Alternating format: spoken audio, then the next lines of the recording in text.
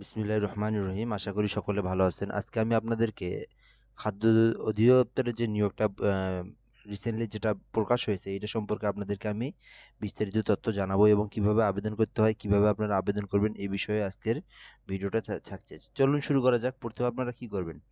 প্রথমে আপনারা ব্রাউজারে লিখবেন যে বাংলা সাইবার, হ্যাঁ? এটা একটা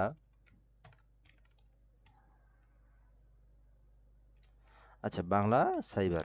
ওকে? লেখার পরে প্রথম যে ওয়েবসাইটটা আসছে এখান থেকে আপনি নিচে স্ক্রল করলে দেখতে পারবেন যে সকল চলমান সকল সরকারি চাকরির নিয়োগ তালিকা। আপনি এখানে একটা ক্লিক করবেন, করার পর আপনি এই সাইটে মোটামুটি যত ধরনের সরকারি চাকরির নিয়োগগুলো রিসেন্টলি দেয় এবং থাকে সুন্দরভাবে বিস্তারিত দেখা যায় এবং এখান থেকে আপনি সার্কুলারও দেখতে পারবেন। এখান থেকে আপনি আবেদনও করতে পারবেন। সুন্দর একটা ওয়েবসাইট। আচ্ছা, এখানে আসার পরে আপনি নিচের দিকে আসলেন, আসার পরে আপনি এই যে খাদ্য অধিদপ্তর নিয়োগ, যে অধিদপ্তরের যে নিয়োগটা ছাড়ছে আর কি, 1791 জন লোক নিবে। এইটা আসলে আমি আপনাদেরকে বিস্তারিত দেখাবো আপনারা কিভাবে কি করবেন। ওকে? তো নিচে আসা যাক। এখানে আমরা দেখতে পাচ্ছি যে প্রথম পদের নাম হচ্ছে উপখাদ্য পরিদর্শক, 429 জন। ষাটলিপি কম্পিউটারে নিবে 5 জন। তারপর আপনার ষাট মুদ্রাক্ষরিকে 13 জন, উচ্চ সহকারী 25 জন, অডিটর নিবে 8 জন। এখান থেকে হিসাব সহকারী, হিসাব রক্ষক, ল্যাবরেটরি, মেকানিক্যাল, ইলেকট্রিক। সো এখান থেকে মোটামুটি যত ধরনের নিয়োগগুলো আপনারা কিন্তু এই ওয়েবসাইটে আসার পর একটু নিচে আপনারা পাবেন। হ্যাঁ, এখান থেকে ড্রাইভার, অফিস সহকারী কাম মুদ্রাক্ষরিক। তো মোটামুটি এই পদগুলোতে, বড় পদগুলোতে কিন্তু আমরা মূলত আবেদন করে থাকি। তো এই পদটাতে আমি কিভাবে আবেদন করে আপনাদেরকে দেখাবো। অফিস সহকারী কাম কম্পিউটার মুদ্রাক্ষরিক।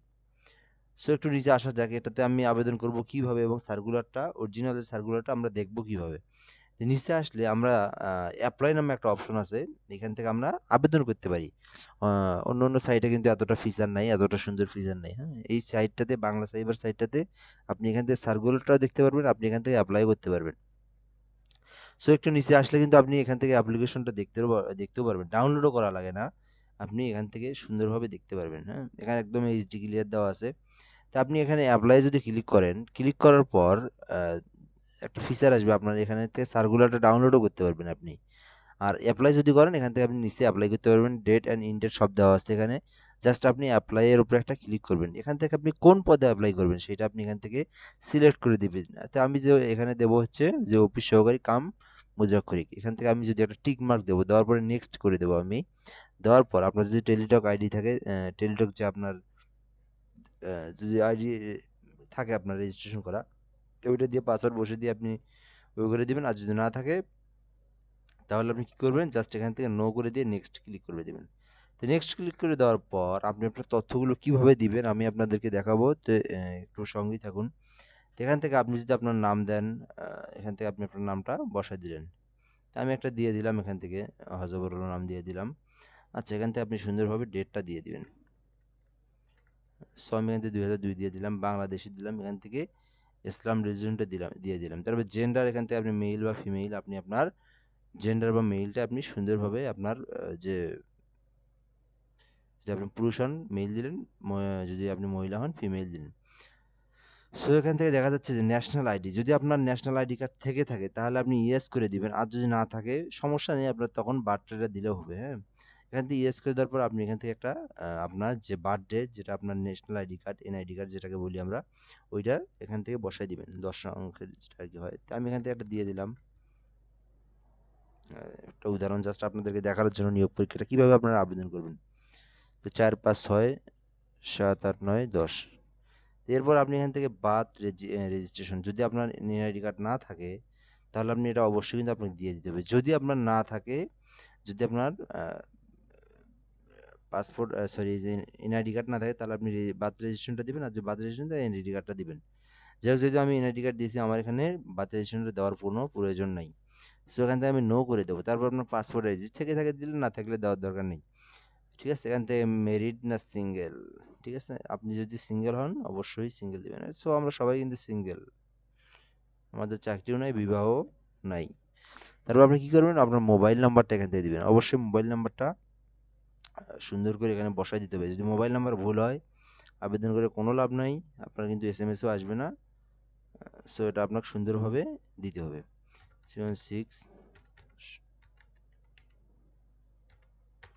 আমি এখান থেকে দিয়ে দিলাম। সো এটা কিন্তু একটা জিনিস লক্ষ্য করবেন, এটা কিন্তু আপনার কপি হয়ে এখানে বসবে না কিন্তু, হ্যাঁ, এখান থেকে আপনার কিন্তু আবার বসে দিতে হবে এখানে।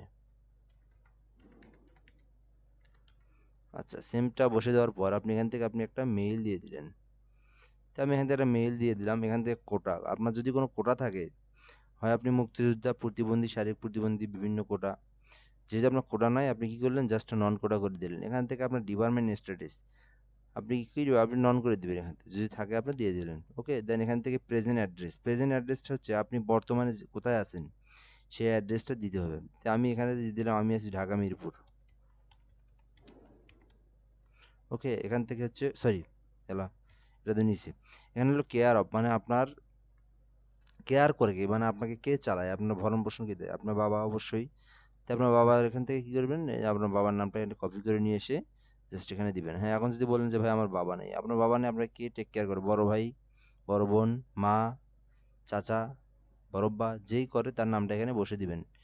সো এটা কোনো প্রবলেম নাই। এখান থেকে আপনার হলো ভিলেজ, ভিলেজ কি দিলেন, আপনি আবার মিরপুর দিলেন। ওকে, দেন এখান থেকে ডিস্ট্রিক্ট কি দিলেন, ডিস্ট্রিক্টে আপনি ঢাকা দিলেন। ওকে, এখান থেকে উপজেলা আপনি কি দিলেন, উপজেলা দিয়ে দিলাম একটা, সমস্যা নেই। পোস্ট কোড কি, পোস্ট কোড আপনার মিরপুর পোস্টাল কোড আপনি দিয়ে দিলেন একটা। ওকে, আচ্ছা, এগুলো কোনো সমস্যা নেই। এখান থেকে আপনার যদি প্রেজেন্ট আর পার্মানেন্ট অ্যাড্রেস, মানে স্থায়ী আর বর্তমান ঠিকানাটা যদি এক হয়, তাহলে আপনি এখানে টিক মার্ক দিবেন। যদি না হয়, আপনি এটা দুই জায়গায় দিতে পারেন, আপনি বর্তমান ঠিকানা এখানে দিলেন, স্থায়ী ঠিকানাটা এখানে দিলেন। সো এখান থেকে আমি এটা টিক মার্ক দিয়ে দিলাম। তারপরে কি আছে, আপনার এসএসসি, এইচএসসির যে এডুকেশন, যে আপনার ডিটেলসটা, এই এডুকেশন ডিটেলসটা এখান থেকে কিন্তু আপনাকে সুন্দরভাবে দিয়ে দিতে হবে। এই জন্য আপনি কি করবেন, এখান থেকে আপনি কি করলেন, আপনি এখান থেকে এসএসসি দিলেন, রোল নাম্বার একটা দিয়ে দিলাম, 6টা হয়েছে না, 3 4 5 6, ওকে। সো এখান থেকে আপনি গ্রুপটা দিয়ে দিলেন, সায়েন্স দিয়ে দিলাম। এখান থেকে আপনি বোর্ডটা দিয়ে দিলেন, দিনাজপুর। এখান থেকে অবশ্যই আপনার প্লাস, এভাবে আপনি এখান থেকে দিয়ে দিলেন। পাস করছেন কত, 2017 সালে। ওকে, সো এখান থেকে এটার কিন্তু কাজ শেষ। এভাবে আপনি আপনার তথ্যটা দিয়ে দিলেন। এখান থেকে এইচএসসি আছে, এইচএসসিটা কীভাবে দিবেন, এইচএসসিটা এভাবে সুন্দরভাবে দিয়ে দিবেন। দেওয়ার পর এখান থেকে বোর্ড আবার সেম অবস্থা। এখান থেকে আপনি অবশ্যই প্লাস, আপনি কিন্তু প্লাস ছাড়া কোনো অপশন নেই। এখান থেকে আপনি আপনার গ্রেডটা দিলেন, যদি আপনি যে পয়েন্টটা পাচ্ছেন এখান থেকে পয়েন্টটা আপনি দিয়ে দিলেন। তো পাসিং ইয়ার 17তে পাস করলে 17, 18, 19, 20-এ আপনি পরীক্ষা দিবেন। ওকে, তাহলে আমাদের কিন্তু অল এভরিথিং কিন্তু আমাদের কাজ শেষ। আপনি আরেকবার দেখে নিলেন, ঠিকঠাক থাকলে ওকে, আপনি নিচের দিকে আসেন। নিচের দিকে আসার পর আপনি কি কম্পিউটারকে 20টা ওয়ার্ড মিনিটে নিয়ে আসতে পারেন, আপনার কি এক্সপিরিয়েন্স আছে না, আপনি হুদে আবেদন করতেছেন? যদি আপনার থাকে তাহলে দিবেন, এটা যদি আবার না দেন, এটা আবেদনই নেবেন আপনার, এখানে তো অবশ্যই ইয়েস করে দিতে হবে। ঠিক আছে, তারপর আপনি কি করলেন, এই যে ওয়াই, যে আপনার ক্যাপচা কোডটা আছে, এই ক্যাপচা কোডটা এখান থেকে সুন্দরভাবে বসাই দিতে হবে, NY WW29।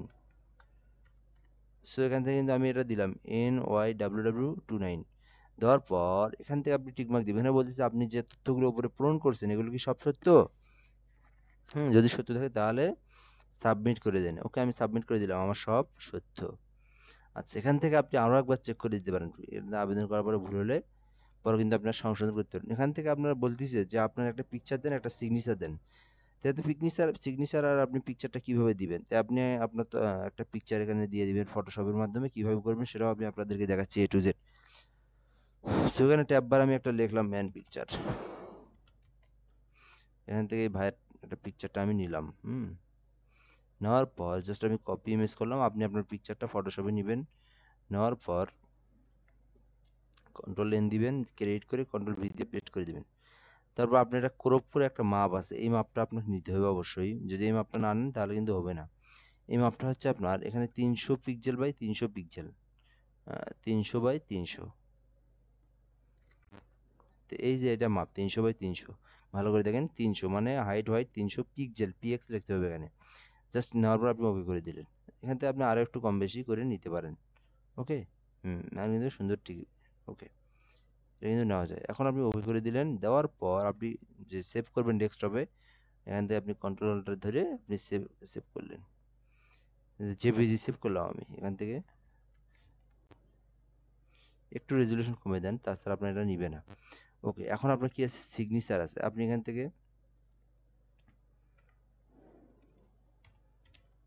সিগনেচার, ওকে, এখান থেকে সরি কি আসছে,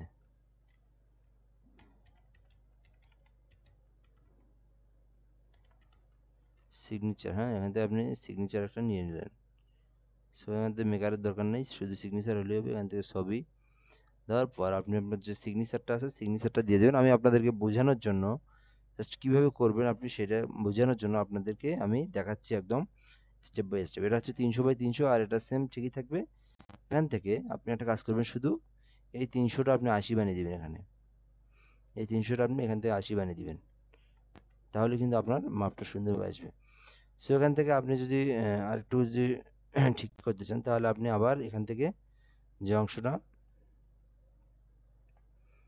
একটু বেশি করে নিতে পারেন। ওকে, এইটুকু রাখলাম আমি, জাস্ট এখান থেকে ওকে।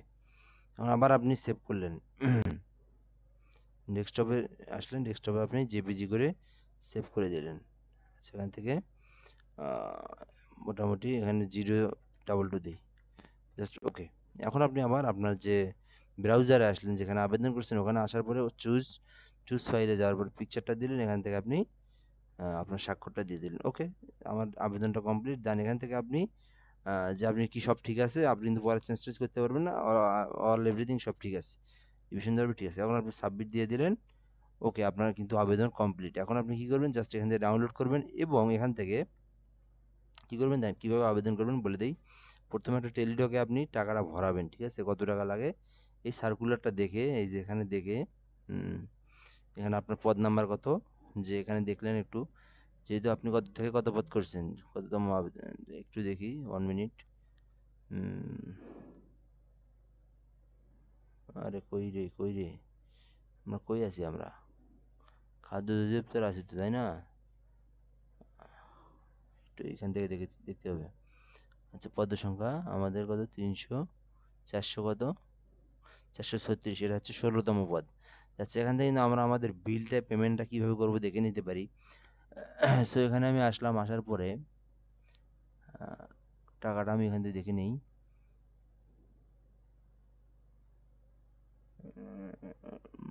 এগুলো আপনারা একটু পড়ে নিন যদি খুব প্রয়োজন হয়। আচ্ছা, এখান থেকে টাকাটার কথা, এই যে এখান থেকে টাকাটার কথা বলছি, দেখেন আপনি কততম, যেহেতু আমার কত দেখলাম 14 নাকি, একবার দেখি একটু, 16, সরি 16 নাম্বার। আমি এখান থেকে কী করবো, এগুলো সব ঠিক আছে। এখান থেকে আপনার বলছে যে 2 থেকে 1 থেকে 24 নং কর্মী 100 টাকা, তাহলে আপনার 2টি SMS করে 1 থেকে 24 নং কর্মীকে বর্ণিত পদের জন্য 100 টাকা, টেলিটকের সার্ভিস সহ 12 টাকা, মোট 112 টাকা প্রদান করতে হবে। আচ্ছা, তাহলে আমাদের মোটামুটি বুঝলাম যে 112 টাকা আমাকে তুলতে হবে, কিন্তু না, সরি, ভুল করে 112 টাকা তুলবেন না, 120 টাকা তুলবেন আপনি। কেন, এখান থেকে আপনার ওরা বলতেছে ভ্যাট, আসলে ভ্যাট না, ওটা 112 টাকা ওরাই কাটি নেয়। আপনার আবার 2টা SMS এর বিল আলাদা, এইটার জন্য আপনাকে আড়াই টাকা 5 টাকার মতো খরচ হয়। আর একবার ভুল হয়ে গেলে তো আরও 2 টাকা কাটি গেল, আরও আড়াই টাকা কাটি গেল। ওই জন্য আপনি আপনাকে 20 টাকা উঠাবেন। কীভাবে দেবেন আমি বলে দিই। প্রথমে আপনি মেসেজে অপশনে আসবেন, টাকাটা 120 টাকা রিচার্জ দিলেন টেলিটকে। দেন আপনি SMS ফাংশনে আসলেন, আসার পর আপনি এখান থেকে উঠাবেন ডিজি ফুড নামে, ফুড উঠাবেন, বড় হাতের ক্যাপিটালে উঠাবেন, দিয়ে একটা স্পেস দিবেন। দেওয়ার পর আপনার যে এই ইউজারটা আছে, এই যে ইউজারটা আপনি বসালেন, ভালো করে বুঝে নেন। আমি আপনাদেরকে এখান থেকে MS ওয়ার্ড দেখাই কীভাবে আপনারা পাঠাবেন। এখান থেকে আপনি কি করলেন, প্রথমে আপনার কাজ হচ্ছে ডিজি ফুডটা এখান থেকে টেক্সট করা। এখান থেকে আপনি বড় হাতের করে টেক্সট লিখবেন, ঠিক আছে, ডিজি ফুড লিখলেন, দিয়ে একটা স্পেস দিয়ে কী করলেন, এই ইউজারটা আপনি এখান থেকে বসায় দিলেন। ওকে, এখান থেকে একটা বসায় দিলেন। আবার কী করলেন, আবার একটা, আর কোনো কাজ নেই, এটার প্রথম SMS-টা এইরকম। জাস্ট এখান থেকে আপনি সেন্ডে ক্লিক করার পর আপনার যে নাম্বারে বলবে যে এটা কোন নাম্বারে পাঠাবেন, ওখান থেকে আপনি 16123 3টে 2 এই নাম্বারে পাঠিয়ে দিবেন। সো এটার কাজ কিন্তু কমপ্লিট। আপনার 30 সেকেন্ড পরে একটা SMS আসবে যে এই পদে এখান থেকে তুমি কম্পিউটার অপারেটর পদে আবেদন করতেছো, এই জন্য তুমি যদি এটা পেমেন্ট সেটটা সাবমিট করতে চাও, তাহলে একটা এই পিন নাম্বার আছে, ওই পিন নাম্বারে আপনি কি করবেন, যে ইয়েস লিখে সাবমিটটা করে দেন, তাছাড়া কিন্তু আপনার টাকাটা কাটবে না এবং সাবমিটটা পেমেন্ট হবে না। সো এরপর আপনি কি করলেন, আবার এই ডিজি ফুডটা আছে, এই যে এইটা লিখলেন আপনি, এটা ঠিকই আছে। জাস্ট ডিজি ফুডটা লেখার পরে আপনি এখান থেকে পিনটা দিলেন, দিয়ে ইয়েস করে দেবেন। এখান থেকে সেখানে হচ্ছে ইয়েস পিন নাম্বারটা দিয়ে দেবেন। এখান থেকে আপনাকে বড় হাতের করে ইয়েস লিখতে হবে, মানে ইয়েস পিন নাম্বারটা, যে পিন নাম্বারটা দিল আপনার, ওখানে দিয়ে বাস ইন্টার, আপনি সেন্টে দিয়ে আবার 1633 নাম্বারে পাঠিয়ে দিলেন। সো এভাবে যদি আপনি ভুল না করে যদি টাকাটা এইভাবে আপনি সুন্দরভাবে পাঠিয়ে দেন, তাহলে আপনার আবার 30 সেকেন্ড বা 1 মিনিট পরে এসএমএস আসবে যে আপনার আবেদনটা সম্পূর্ণ, আপনার পেমেন্টটা সম্পূর্ণ হয়েছে। তো এই পর্যন্তই আপনাদের হলো যে কাজ। তারপরে আপনারা কি করবেন, যখন আপনাদের আবেদনটা আসবে অবশ্যই আপনাকে এসএমএস এ জানাবে। আপনি যখন এডমিটে উঠাবেন, পরীক্ষা দিবেন, ইনশাআল্লাহ চাকরি হয়ে যাবে। ঠিক আছে? তো মূলত এ পর্যন্ত। ভিডিওটা যদি ভালো লাগে একটু লাইক কমেন্ট করিয়েন, আমার চ্যানেলটাকে সাবস্ক্রাইব করিয়েন। ধন্যবাদ। আসসালামু আলাইকুম।